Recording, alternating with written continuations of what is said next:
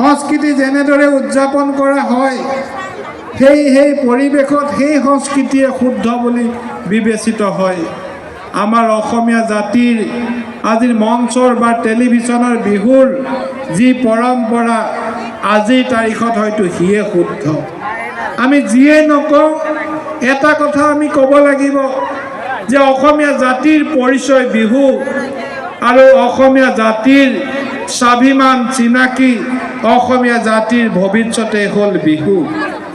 যি বিহুক লক্ষ্মীনাথ বেজবৰুৱাই ৰাজ্যখনৰ সৰ্বজন গ্ৰহণযোগ্য কৰিছিল, সেই বিহুক ডক্টৰ ভূপেন হাজৰিকাই দেশে বিদেশে জনপ্ৰিয় কৰিছিল।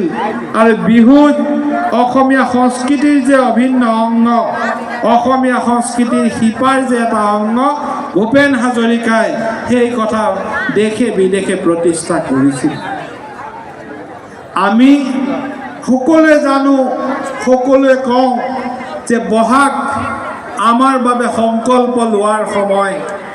আমি সকলোৱে কওঁ যে জাতি সুৰক্ষাৰ কাৰণে, ভৱিষ্যতৰ কাৰণে সংকল্প ল'বলৈ আটাইতকৈ ভাল সময়টোৱে হ'ল, উপযুক্ত সময়টোৱে হ'ল বহাগ মাহ, বহাগ বিহু।